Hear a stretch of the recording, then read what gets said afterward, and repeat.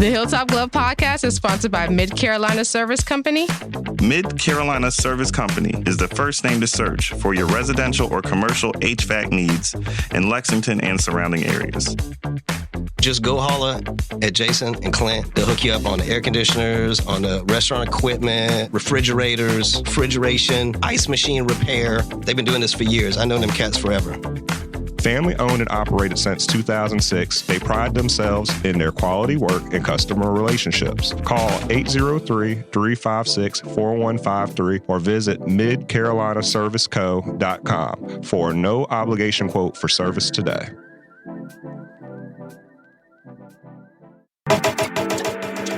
The Hilltop Glove Podcast is sponsored by True Brilliance Entertainment. True Brilliance is a production, promotions, and management company dedicated to connecting artists and producers across the Carolinas to music industry professionals.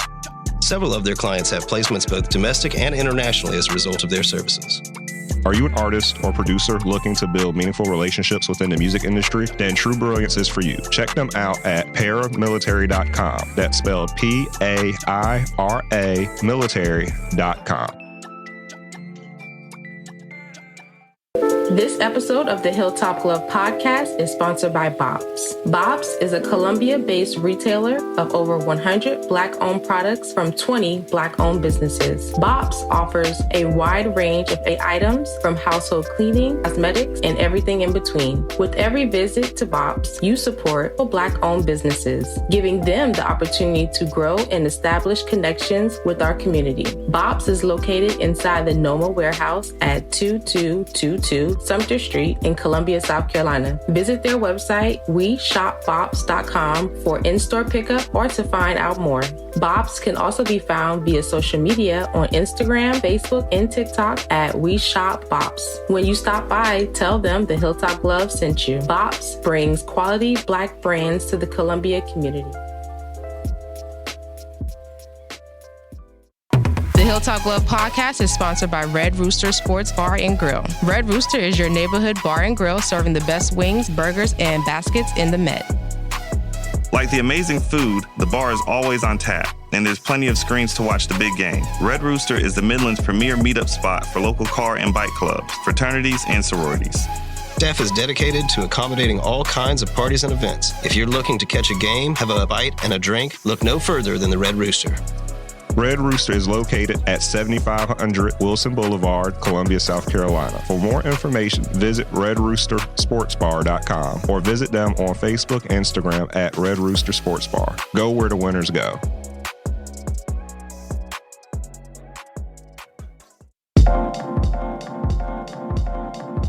Welcome to the Hilltop Glove Podcast. Welcome to the Hilltop Glove Podcast. Welcome to the Hilltop Glove Podcast. Welcome to the Hilltop Glove Podcast.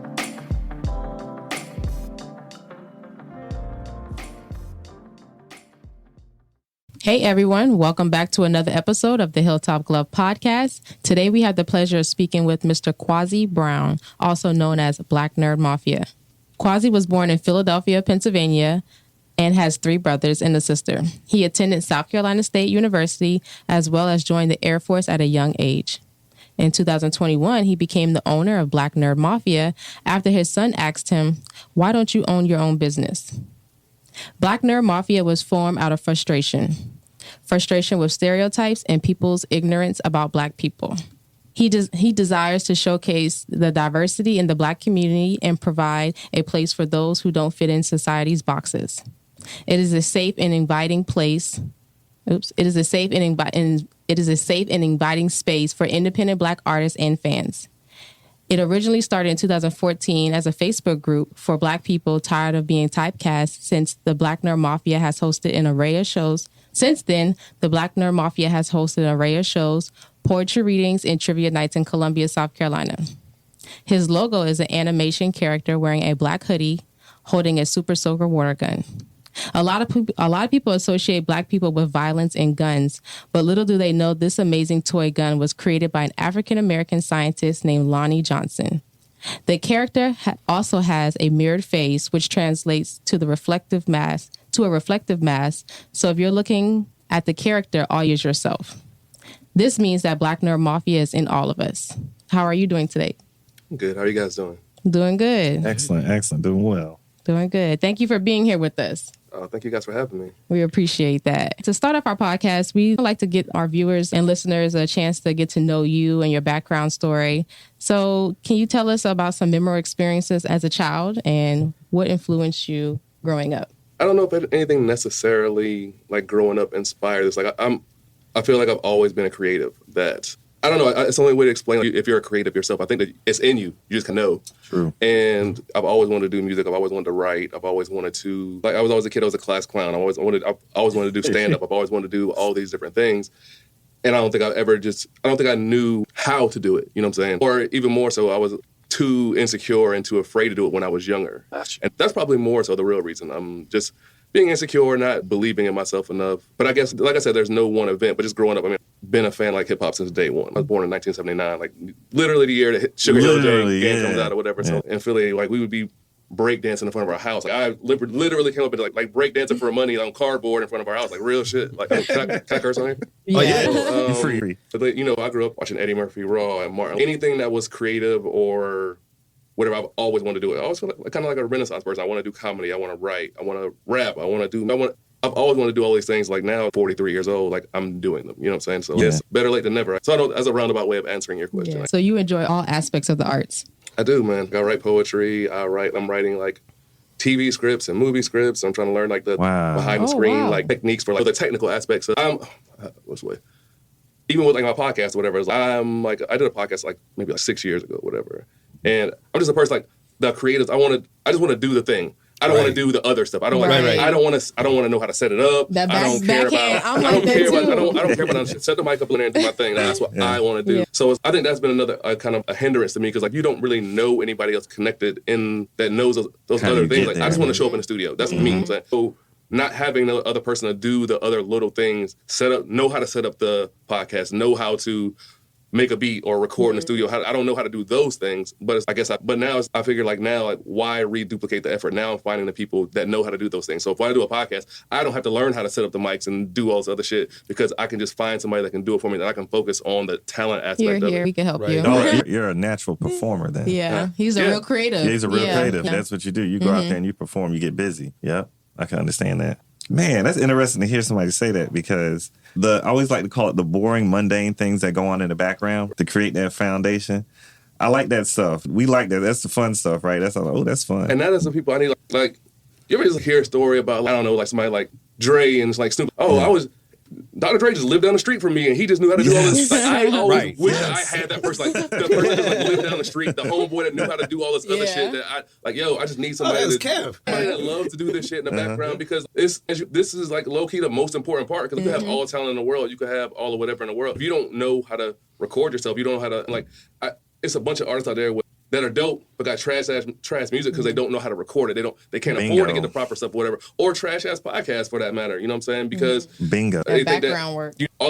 I just want to talk. I know what I want to talk about, and that's all I need. Yeah. You know what I'm saying? That's not what you need. It's a process. A workflow, strategy. You need to have behind the scenes that's going if you want your product to look good, you need somebody like that. Like I said, like the people, I don't do my own stickers. Because I don't know how to do stickers. I don't make my own merch. Because I know how to make my own merch. Yeah. Why would I spend all these hours learning how to do something that I don't even really care about when I could just get somebody else to do it? That's what, like, getting ahead of ourselves here. This Black nerd community thing is now I'm just finding people that do things. I'm finding photographers and videographers and merch people and podcast people and whoever. And it's like, I don't got to do none of this shit. It's find the people to do it, and it makes my job easier. It's like people just want all the fucking credit for everything, so they do everything for themselves. They want to say, I did this podcast by myself. You know what I'm saying? No, you didn't do it by yourself. You did it, and you did it, and you did it, and you did it. Right. Even if the people who like when we do Black Nerd Mafia shit, like a lot of my homegirl Tana Vibe, like she does all the flyers. She does a lot of stuff behind the scenes that like my boy Darius, my videographer, he like the video we did today of our last night's event. Darius comes and shoots our event and does basically a recap of every event that we do. So when people see it the next day, it's this amazing product. It's like a recap of the night. It's like edited perfectly. It's beautifully shot or whatever. I can't do that. You know what I'm saying? I like your honesty. I like the honesty. And we didn't really start picking up until I started using his videos. Like people would come to the show and then that would just be it. There would be nothing to talk about the next day. Because, no life afterwards. But I started doing these recap videos and I paid him to do it, and he did an amazing job. And then I started getting more followers, and people said, "Oh, this is what y'all doing?" From the videos. It wasn't like everybody's not going to come to a show, but if you be like, "Oh shit, this looks dope, I'm going to come next time," and that's what I did. I invested in a videographer that brought back like business to my business, like tenfold, 100-fold, or whatever. You know what I'm saying? Yeah. That's what they say. I invested in that thing. But I could have just set up a camera and just had it statically record everything and then go back and then at the end just put the end. It's not the same though. You get in what you put out. You know what I'm saying? Like I said, it's like 5 to 10% of this shit. Is the rest. You know what I'm saying? Being smart enough to put people in position to help you succeed. That is the thing. Knowing how to put people in the right positions to help you, even if it's a selfish reason. Hey, I want to be the best podcast producer in the world, but I don't know how to do this shit. Exactly. Like Kev knows how to do it. It's like, all right, it's a mutually beneficial relationship. You know what I'm saying? So don't try to be a hero. Don't try to do everything yourself. Unless you know how to do it. Now, if you know how to do the shit, that's fine. Because some people are savants. Totally different world. Burn yourself out. Some people are savants. Yeah, exactly. That's Burn another thing, yourself too. out. Yeah. And that's the biggest thing I'm seeing with a lot of these artists. They're super talented. They got amazing songs. Let me say this the right way. I'm not trying to say like they're dumb, but that's all they know is the singing or rapping part. They don't know know anything else about them. Yo, if you knew how to market yourself, if you knew how to make merch for yourself, if you knew how to do these other things, sing or rap or whatever the fuck, you would be so much more successful. And it's like, I ain't fucking Barry Gordy. I don't know what I'm doing, but I have visions to where I like Barry Gordy. I went like the oldest fucking reference you can make. I might as well just like, I'm not fucking bombs Mabley, you know what I'm saying? But yeah, save yourself the time, the headache or whatever. You don't need to be the hero, man. And honestly, doing it the way I've done it, people still just think I do everything. You know what I'm saying? Yeah, so if your goal is to be like people don't understand shit. They don't do everything. You know what I'm saying? It's like if it's your company, you're still gonna reap the reward and the benefits at the end of the day, no matter who does the work behind the scenes, whatever. Yeah. Now I always make sure I give everybody credit for what they do, but that's not only fair. If I wanted to, I could be an asshole and be like, yeah, I did all this shit, whatever. But I pay the people behind the scenes, whatever. That's what a lot of people do. It's like some Elon Musk shit. Like, Elon Musk ain't make a Tesla. You know what I'm saying? He just came in when the shit was already made and bought the shit and was like, now everybody thinks that Elon Musk is some fucking genius. And everybody telling him how to do it. He ain't no damn genius. job. You know what I'm saying? He's a boss. He just came in and was like, hey. He's a manager. Supervisor. No more don't do this anymore. Don't warm up any fish in the break room. Like, you make shit. We get enamored with like the... It's like the idea. It's the name, the idea, like, oh, this guy is a genius. This guy, like, no, even if it was to become this big thing and Black Nerd Mafia became this big thing, I ain't no fucking genius. Yeah. I'm smart enough to know how to put people in positions. Put the right people in the positions to be successful. And sometimes that's better than being a genius. It's being humble enough to say, I can't do this on my own. Let me put the Avengers together. And that's basically what I did. Yeah. I like what you're saying. A lot of millennials and a lot of young folks, they don't realize that you do not have to be a specialist in everything. Yeah. Sometimes you have to learn how to sit in the back and let people who know how to do it, do it. Right. Yeah, it's fun to do that. It's fun to learn, but then recognize once you've made your first video, be like, okay, now I can pay somebody. But then you also learn, too, from other creatives, because I'm a creative, and I didn't know, I just knew the creative part, but Kev taught us the backhand end. Yeah, so it's like you're learning as you go. You gain skills, too. Yeah. And really, to play on the next level, that's what you got to do, because, the big dogs are doing marketing agencies. Yeah, big dogs don't do all the work. Like 50 people working on this shit that you're competing with. Yes, exactly. You can't. When you think about it, I always used to think, like, when I was a kid, all right, you're the talent. Like, why you need a manager? Why you paying those other people to do stuff? Why you paying a manager and an attorney and an accountant? Like, just keep their money, because you don't have all that time to do all that shit yourself. Right. You can't. Honest. If you're really doing your thing and you're really getting busy, you ain't got time to be going over contracts and negotiating. Like, you micromanaging, setting up commercial spots, right? Media distribution, taking calls, when you're doing something cold calls, like when I'm doing the taxes and all that shit. When I'm doing taxes and QuickBooks, I know I'm wasting fucking money because it takes me 3 times as long as it does somebody that I pay to do it. There you go. So why fuck around with it? And if you pay somebody to do it, then they're liable. And I could be doing client work. Yeah, there's that. And I could be doing client work, making more money. That's true. People don't, like I said, it's a very, and I think it's this, I don't know, everybody blames social media for everything, but everybody just wants to be, like I said, they just want the credit, just want to say, I did this. Once you, like, learn to humble yourself and say that, I don't need to be whatever, because it's like I said, it's still gonna benefit you. Like me, like, here's a prime example. Most people don't even know my name. They have zero fucking idea what my actual name is. They're like, oh, it's Black Nerd Mafia dude. Nah, you ready? You ready? You right. You right. So See, when you I know was what I'm looking, I was like, oh, this is Kwasi who Kev was talking about this whole time. You kept talking to me, right? Yeah. You say Black Nerd Mafia, and then he'd be talking about Kwasi. Yeah. And I'm like, okay, them two different people. I was like, so I'm going to meet this Kwasi guy, and then I'm going to meet Black Nerd Mafia when I go out to the event. Oh, it's the same person. Yeah, like that happens all the time, you know what I'm saying? But it's like, I don't care about people knowing who I am. You know what I'm saying? I think that's also come with age or whatever. Like that like with mature. Yeah, with mature. I don't need the attention. I don't want to say this without getting in trouble. Like, I'm 43 years old and I'm married. Go ahead. How much can we curse on here? As much as freely speak. Whatever the heck you need to say. I always give this big speech on stage about like Black Nerd Mafia. It's like I always say, there ain't no money that you can give me. There ain't no pussy you can give me to get on the stage because like none of that stuff means anything to me. You know what I'm saying? Like so like a lot of things that can get other people caught up in this. I didn't say business. I don't know. That sounds like weird. The scene or whatever. It can be like, dude. And I deal with a lot of women artists, and they tell me like how creepy it is out here, man. And they be like, yo, these dudes creepy as fuck, yo. And it's like my wife comes to all shows, whatever. I'm not.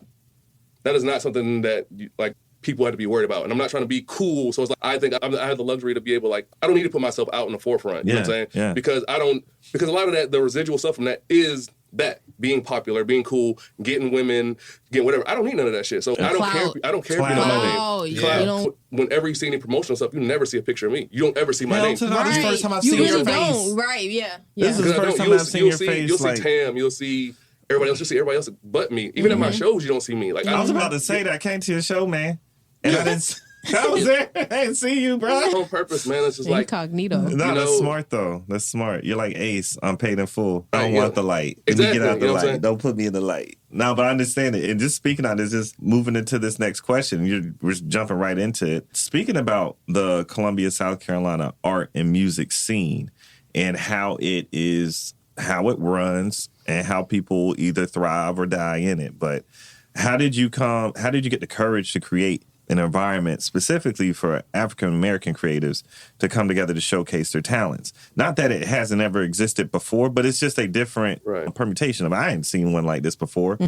And I know going out to the event and seeing what it looked like and seeing the vibe and how people are moving. And it's not just that it's African-American creatives. Everybody's there. I think it's the fact there's a certain type of scent, as I like to say, to an African-American event and how it's ran. Everybody's involved. You can bring everybody in, but how did you have the courage to do that in this environment? Where did it come from? It's not like some noble, there's not like some cool answer to this shit. Like, Columbia music scene is trash and it's racist as fuck a lot of times, you know what I'm saying? And I don't, what's that phrase? I don't suffer fools, you know what I'm saying? I don't deal with a whole bunch of bullshit, man. Like, I've lived in Columbia ever since I lived in Columbia since my teenage years or whatever. So I remember going out and wanting to go, and even like college age years, like wanting to go out and going to 5 Points or going downtown or whatever, and all these places making up these imaginary bullshit rules.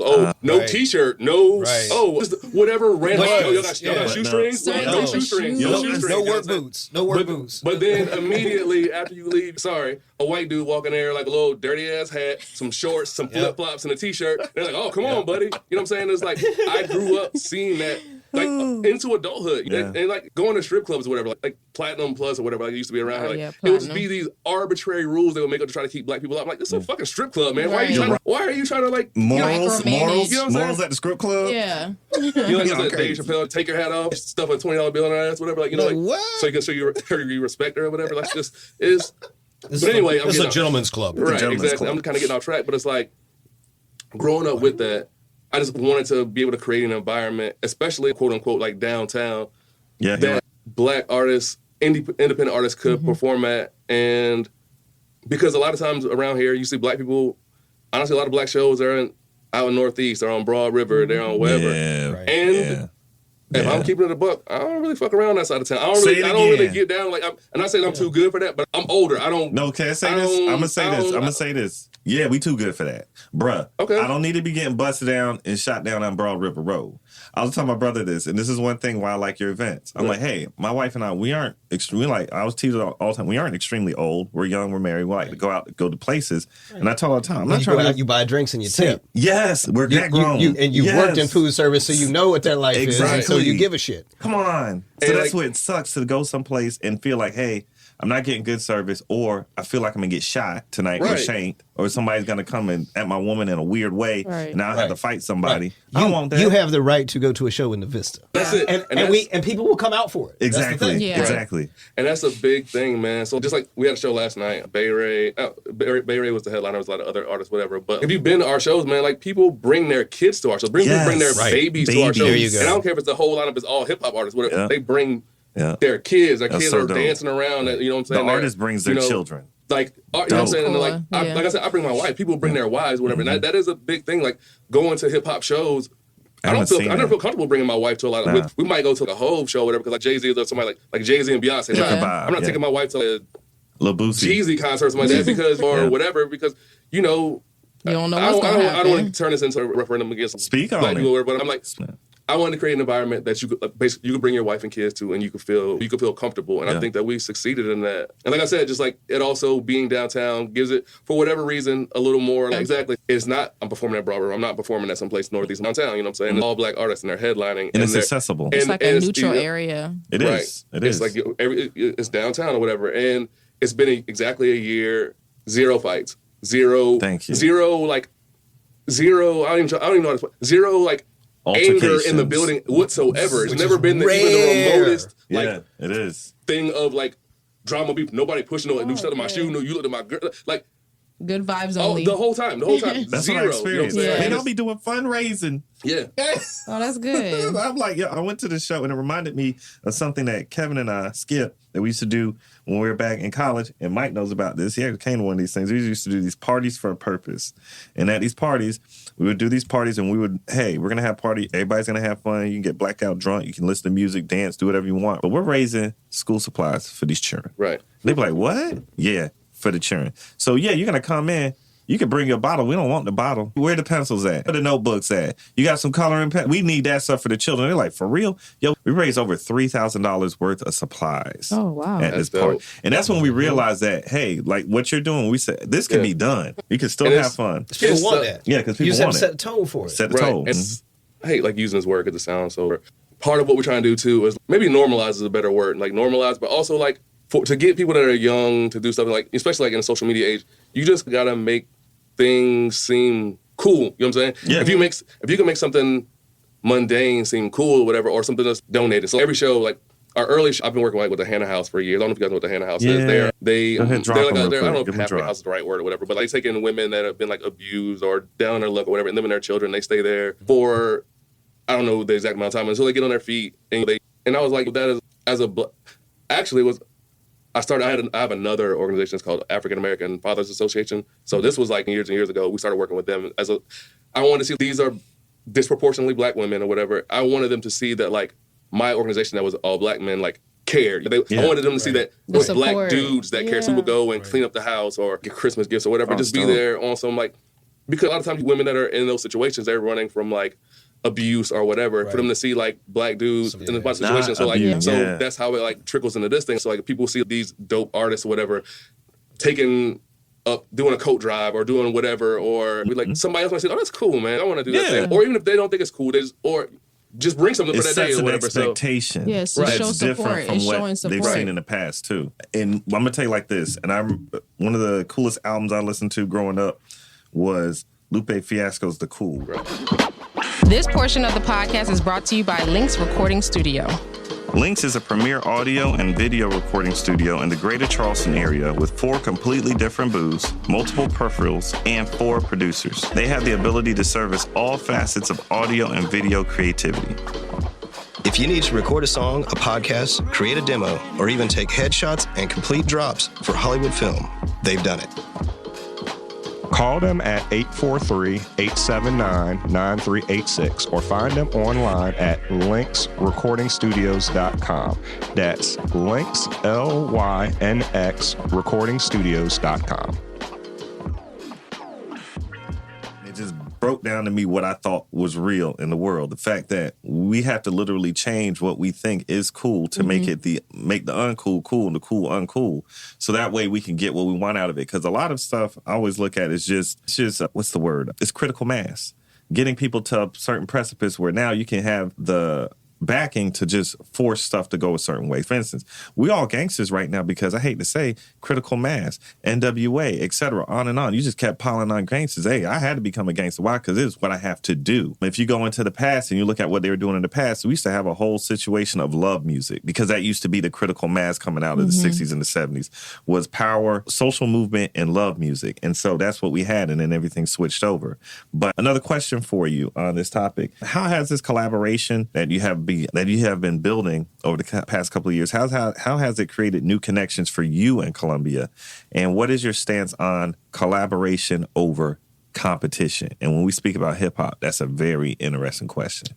Oh, that's one of my favorite things to say. Maybe it's cliche at this point, but I'm not competing with anybody. So it makes it easier for me. Again, this is not trying to sound arrogant. This is just saying a matter of fact thing. Nobody does what I do. You know what I'm saying? That's true. You're in your own lane. I'm not my own lane. I'm not that. competing with anybody. Like, you could say on the surface that we're all doing shows that have music artists, but that's not even all the things we do. We do poetry. We're doing art shows. I saw the trivia nights. I was like, what? Colleagues. Yeah. You're not going up against somebody for the same spot. Like I said, I guess it ties back into the same thing. So I'm not in this for clout or women or whatever. I'm also, it's that same type of vein or whatever. It's doing the work. And as far as collaboration goes, like, honestly, I'm having a change of mind on that or whatever. Speak on it. People can be self-serving and people can be duplicitous. And I know what I'm about. You know what I'm saying? I know what I'm about. And if I feel like somebody is just like trying to like use me as a means to be opportunistic or to like just like selfishly like just try to do something for them, I don't like that, man. It's like I feel like the more the Black Nerd Mafia is, the more popular it's becoming. You get people just like trying to latch onto you. And, I got you, dog. Hey, big homie. No matter what. If you ever need anything, I got you. Like, get the fuck out of here, man. Sound like it's Big Red off of the 5 Heartbeats. But it's like. Before I would just like come into this shit like blinded to it, like, all right, everybody, let's just collaborate with everybody. Everybody, we're all Black, we're all like whatever. Let's work together. But can't do that, man. You got. I found out that I have to be. It's about protecting. I have to be selective. It has to make sense. Exactly. It has to make sense first of all, and not only do I have to like what you do. I don't like is a wrong word. I have to like what you do. I have to like respect you as a person. As a person. Some people don't think about that. But if I wouldn't want to just like hang out with you or get a drink with you or do anything with you, I don't want to work with you. Period. Like I don't want like. That might seem narrow-minded or whatever. I'd say, okay, somebody that you won't personally want to hang out with, then you don't want to do music. But I don't care. Like I said, I'm not. But this is my lane. Like people keep telling me, like it's so funny that like people always try. People who ain't doing shit always trying to tell you how to do what you're supposed to be doing. Good points. I'm like, yo, good points. Everybody always telling, yo, dog, you need to do this. You should do this. Y'all don't do that. I'm like, yo, you ain't doing shit. How you gonna tell me what to do when you're not doing anything? Yo, because if you tell somebody what to do. And then they do it. You get all that dopamine hit and all that achievement and all that. And you don't actually have to do the work. That's the best job ever. And they project onto you their negative tactics. And stuff. No. That's a good example. So I started doing this event called Pajamas and Poetry, or is it Poetry and Pajamas? One of the two, whatever. That's fine. And it is exactly what it sounds like. Everybody comes in pajamas and they read their poetry or whatever. And it's been really successful. Also have music artists that perform on those nights too or whatever. It's been really successful. But before I even started the Black Nerd Mafia as like an LLC or whatever, I had the idea for like years, and I've been telling people like, yo, I think this would be dope. Motherfucker, you gonna tell me people gonna come in their pajamas and just read poetry? That sounds stupid. Dang. And then you know what? All those years before I was like, yo, what? You're right, man. Yeah, that does sound stupid. And I just never did it. Never did until I don't know. Long story short, I went to therapy like 2020, and I kind of changed how I view things a lot or whatever. And then all this stuff that's happening in Black Nerd Mafia is from me going to therapy in 2020. You know what I'm saying? And it is a completely different life going forward from going to therapy or whatever. So it's just, like I said, it's just fun. People, also what you're saying to your point is like, people want to put that little thing in there, but they also like want to say, hey, I don't know how old you guys are or whatever. You ever remember like, when Bad Boy was popping or whatever? Yeah. And Puffy had this producer called the Hitmen or whatever. Of course. And basically they would make a beat like all about the Benjamins. Yeah. And then Puffy would go in there and be like, produced I put by that hi-hat right there. Give me the credit. And that's what they want. That's what they want to do. They want to be like, hey, when you hoping that you do get big or whatever. And it's like, remember that time when you asked me and I said that y'all was gonna be the Hilltop podcast. I added the glove part. Right. You weren't gonna be shit. Right. The glove. You know what I'm saying? And that's like I said. And that ties back into people just being opportunistic and being duplicitous and just like they're just around for ulterior motives. And I ain't got time for that shit, man. Yep. So when I see through it, I just stop. It ain't gotta be no drama. Ain't gotta be no beef. I just but I also make it clearly known that I don't fuck with you. It's like. I'm not. I just don't deal with you. It ain't beefing and drama. You don't mince your words when it comes to dealing with people like that. At all, man. Like how I am talking right now. That's just how I am with everybody like, all the time. It's just like, for what though? Because like why? You don't gotta be mean. You ain't gotta say if you don't fuck with somebody, I don't fuck with you. But like, Yeah, I can make it be known without. You dropped the ball on this. That's why I don't call you tomorrow. I don't text you. I don't include you in nothing. Yeah. Yeah. Every time you text me, I just be like, yeah, what up? Okay, yeah. And it's like I said, I'm not going to ever make a big deal about it. Yeah, but you don't have to be a. Hopefully you get a picture. Yeah, hopefully you get a picture of it. But like, if you want to like come on my face about like, yo, I thought we were supposed to be cool, and then okay, then I have to let you know. Now let's talk. You want to have this talk? Now let's have this talk. Now let me tell you why. I've been waiting to have this talk. I've been waiting to talk to you about this. And I'll tell you this, man, and I'm happy that you said this too. Like you said, in 2020, you decided to go to a counseling or whatnot. I actually have some therapy, man. And I know we're gonna go to this question about finding your voice, but I know African American man, your father, you're born in the late 70s, you came up into hip hop, came up during the time of crack. Because when crack came, crack is a real thing, y'all. Yeah. Having to deal with that, being a part of millennials, seeing all this crazy stuff going on, watching the older generation move through. How important, I know this is off topic from rap, but how important was the therapy for you in helping to deal with what you're dealing with, especially moving forward in business and coming out of the pandemic? How did that help you? Because I know for our audience, this is something we need to hear this stuff. So when we see people that look like ourselves, do things that are good for ourselves, I like it to be promoted. I'm like, what's the word?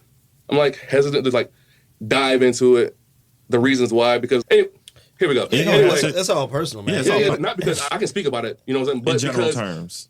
It's a weird thing, man. Like even though something like traumatic that happened to me, like when I talk about it, I don't ever want people to think that I am using it as like a means to like crutch, like clout or whatever. I'm not trying to like, hey, feel sorry for me and like I want to build my brand on this thing or whatever. So like I feel like I shouldn't have to say that when I say things, but I just want people, because you never know. Like, we live in a day and age where people will literally do anything for a like. You know what I'm saying? And I want to make sure that I'm not one of them people. Got you. And I shouldn't have to say that, but whatever. But anyway, long story short, whatever. When I was a kid, I got sexually molested by my older brother. And I never dealt with it or whatever, like my whole life or whatever. Going into 2020, like I was, let me do this the shortest way possible. I was having what I didn't know before, like my whole life was having like panic attacks or whatever. And they started becoming like more frequent. Like late 2019, I was like having my work, I was fucking freaking out. I was just like uncontrollably crying for no reason. You know what I'm saying? It was like just sitting up being at work at my computer and like, what is this salty discharge coming from my face? You know, what is not even like I'm upset about something. I'm just like crying and I can't, like I was like, this is weird. You know what I'm saying? It happened a couple times. And then I was like, all right, man, something's wrong. Something is wrong. You know what I mean? And I started going to therapy in February 2020, and she was like really my therapist was like the first person I told all these things, whatever. Told her what happened when I was a kid, and basically I went in there and emptied the clip on my therapist. Like I just went every fucking single thing that ever bad happened in my life, everything bad that I ever did to anybody else in my life. Anybody, because that's one thing I think that I don't ever anybody ever feel sorry for me. I'm not like some sympathetic figure. Like I've done fucked up shit. You know what I'm saying? I don't nothing like that level or whatever. But I'm just being like a mean person to people, like whatever, not knowing. So like guilt and regret. You know what I'm saying? Hurt people type shit or whatever. Yep. So dealing with that, like my therapist, like helping me deal with these things. It literally just like I say this all the time. Whatever. It's like the first time I went to therapy when I walked out. It was like at 3 o'clock in the afternoon. I remember that. It was like in the summertime. No, it was in the wintertime. It was February. But anyway, it was like 3 o'clock in the afternoon. It was a really nice day. Yeah. And like I went outside from the therapy. I just, like I said, I emptied the clip. The first session, it wasn't like, let me ease in. Like, it was like, she was like, all right, Mr. Brown, looking through your intake records. All right, tell me some things. It was like, wow. You've been waiting. Like, everything. I didn't even let her talk. Yeah. I was just like, 45 minutes straight, just, and she was probably like, what the fuck? You know what I'm saying? Like, that means you were ready to come in here and do something. You're ready. Right. Because I was like, if I never come back, I just want to make sure that I got it all out. Right. You know what I'm saying? Confession. But I enjoy going. I do go back with her. But anyway, like, when I walked back outside, it was like, the sky just seemed bluer. Like, the grass seemed green. Like, everything in the world just seemed better. You know what I'm saying? Like, it just seemed, everything was better. Like, I had a different outlook on life, whatever. I was 80 pounds heavier, man. I lost 80 pounds. Weight lifted off your shoulders. You know what I'm saying? Like a literal weight or whatever. And like being heavy all those years or whatever. Not saying there's anything wrong because people start calling you like fat phobic or whatever. No, you really lost weight. Dude, I lost 80 pounds. This is not bullshit. My fault. I thought he was in like 8 months. I lost 80 pounds like 8 months or whatever. Just changing my diet, working out. Yeah. It's like once that stress burns off. Once I went to therapy, it was like clarity. It felt like it was nothing I couldn't do anymore. You know what I'm saying? And I was heavy for 15 years. You know what I'm saying? For like a long time. And it was like I instantly lost that shit. Anything I ever wanted to do, Black Nerd Mafia, started that shit. Want to do this, did this, like instantly. That's why I feel like I got these movies and TV shows and albums inside of me that I've had since I was a teenager. Yeah, they're locked up. Now the shit is just like knocking the shit out. You know what I'm saying? Just like it. I don't know if you ever feel like it used to be like I would have all these ideas, like a million ideas or whatever.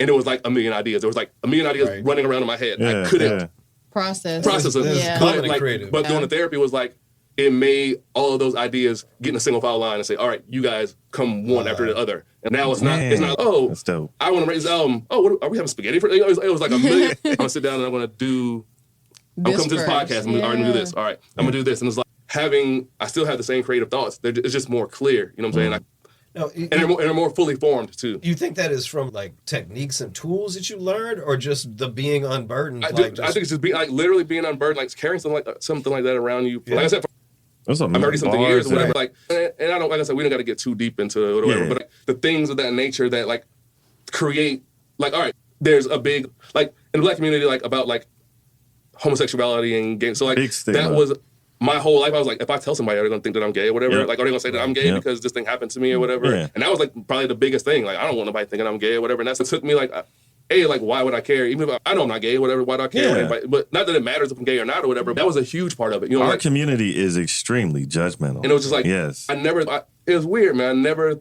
thought about it.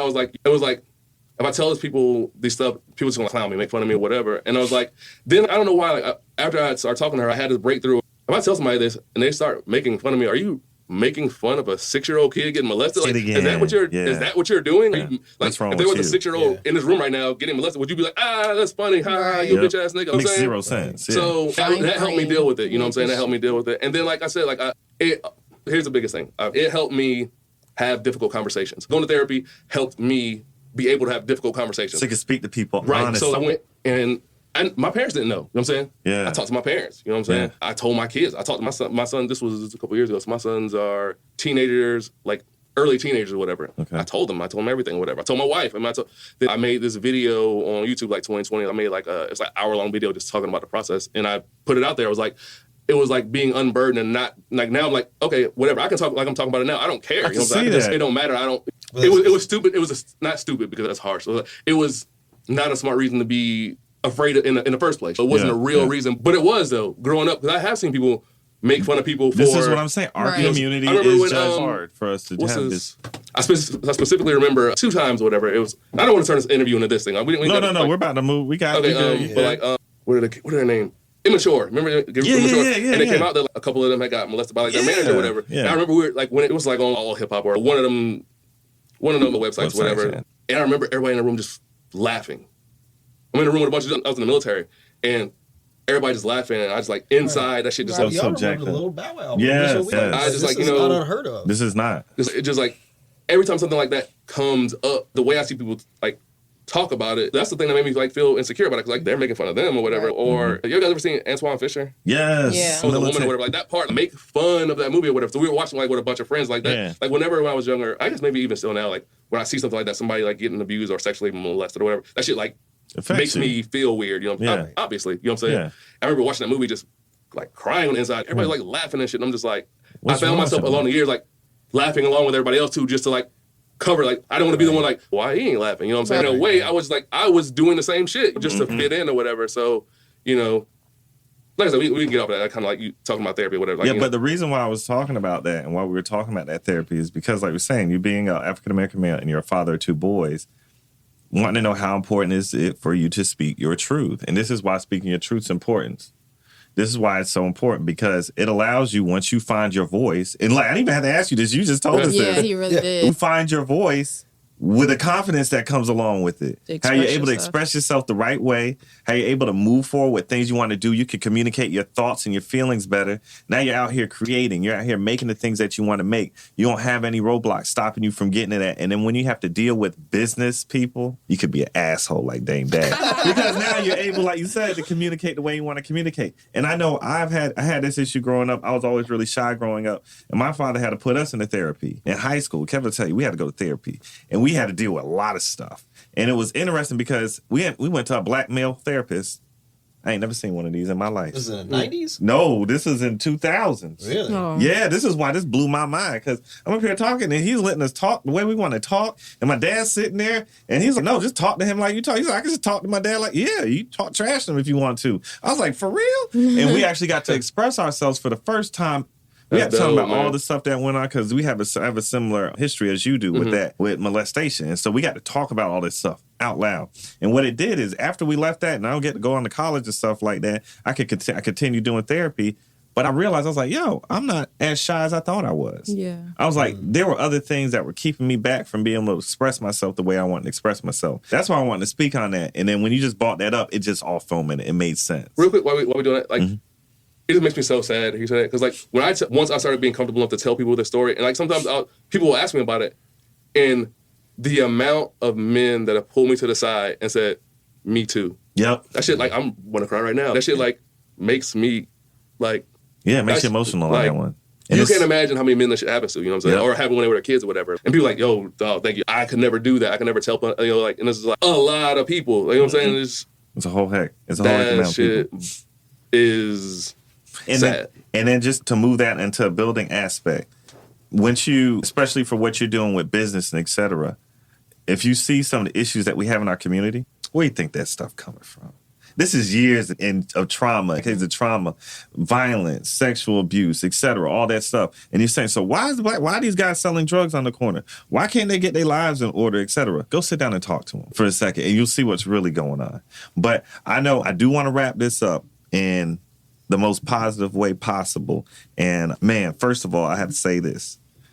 What you do is one of the coolest things ever, man. And I know getting to go to one of your events and being in that space and seeing how safe that space is, I see why it's so important to you for you to be like that as well and to have women, men, and children in the same location having fun and experiencing hip-hop and culture and Black culture in downtown Columbia. My wife was so excited. I had never seen her so happy at an event outside with Black folks because she was like, there's babies here. And I was like, I know, right? And she went inside, she got a little drink. We were hanging out and vibing and stuff. And she's like, we coming back. And I'm like, yeah, you're right. We coming back. We definitely coming back. Yeah, Kev had a stroller when he came. Yeah, you know? I've never been to an event like that. And I just have to say, because we always like to ask folks, this is your time to do shameless promotion, man. Whatever you have going on, we want you to go ahead and tell our folks what you got popping off. And then also let us know where we can find you on social media and how we can get in contact with you if we want to. Okay, it's Black Nerd Mafia on everything, essentially. I really am only pretty much active on, like, Instagram, like, but I got it to where it automatically goes to Facebook when you post it or whatever. Cool. I ain't gonna say I'm too old for TikTok. I guess I need to get on TikTok if I want to be relevant or whatever, but I'm just old. Everybody got to get on there TikTok. I got a YouTube page I don't use either or whatever. So that's the goal in 2023 is to make more content and to be more, because content is really where, content is an easy way to get exposure. Yes. Free. Yes. Exposure. Free. Exactly. I remember your question. Next year, I'm really excited, man. Like I've already started like planning out. I got like already through July of next year for all of our shows or whatever. So, of course, our next show is you guys. Yes. 16th, Hilltop Club Podcast. We're having a live podcast show featuring Tony Esther's podcast called the Blocklist Podcast.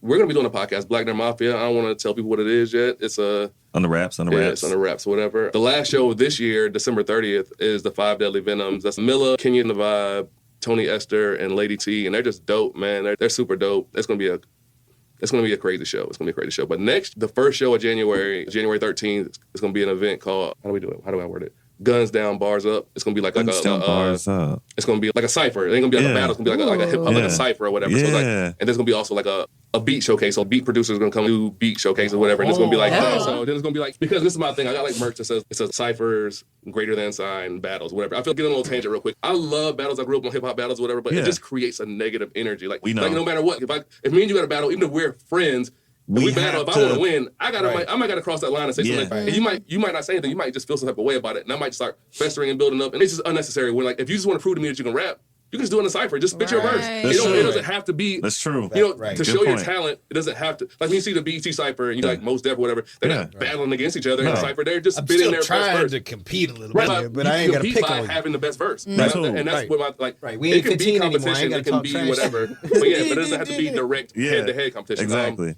That's a good thing. Asia Blue has a show. We're having another Poetry in Pajamas we're having a women's appreciation show in March. Would be like all women performers and everything. We're having a mental health show and special needs awareness show, mental health special needs awareness in April 21st, I want to say. April 21st. That's a big thing too. I'll speak to you about this on the day. Yeah, you need to speak. So I want to have like therapists coming in because a lot of times, like for me, the hardest thing about finding a therapist was like finding one. Like, how do you find one where yes. it's like, I want to get some help, get some therapists. Like, hey, this is how you do it. They don't have billboards. Therapists don't have billboards. And then like special needs or whatever. Just like education on that. Like my youngest son, he has ASD, which is like autism spectrum disorder or whatever. And but my son is, I don't know if this is the right terminology, it would be like mild or whatever. Like he's super smart and everything in school, but like socially and he's almost like, the best way to put it is what's the dude Sheldon from Big Bang Theory. Oh, I got He's kind of like that. He's kind of like that. You. You know what I'm saying? Yeah. And that's when me and my wife had the resources and stuff to be able to get him diagnosed and everything like that. And a lot of times lower income people and essentially black people don't know even how to your child diagnosed or whatever. Yes. Like, that's why you see a lot of black kids that end up like in high school, they're in like detention and getting suspended.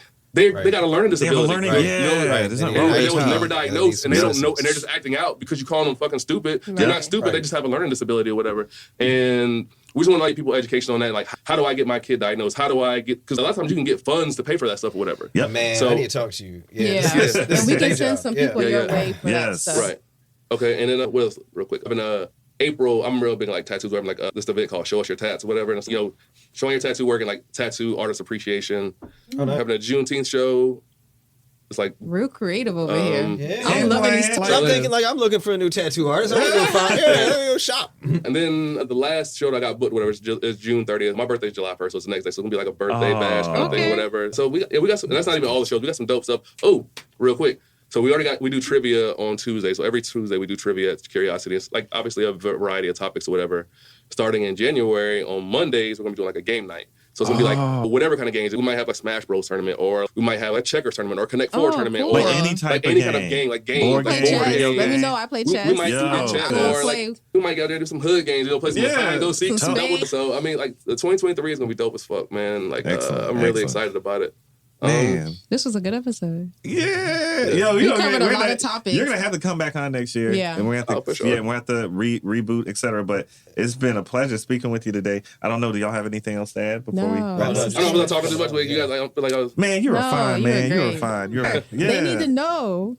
I just want to say from the Hilltop Glove, DJ and what, Tamaya Allen, my man Mike right here. Kevin walking around, Skip over here walking around. But we want to really thank our guest today, man, a.k.a. Black Nerd Mafia, is the business. We thank you for joining us today here on the Hilltop Glove podcast. I just want to tell our audience, make sure you tell folks around them that you love them. Have a blessed and a beautiful week. And this Saturday is a beautiful day outside. So if you're doing something today, man, enjoy yourself. Other than that, peace. That's it for today's episode of the Hilltop Glove podcast. Make sure to subscribe to us on Apple Podcasts, Google Podcasts, and other platforms. Also follow us on Instagram and Facebook at Hilltop Glove.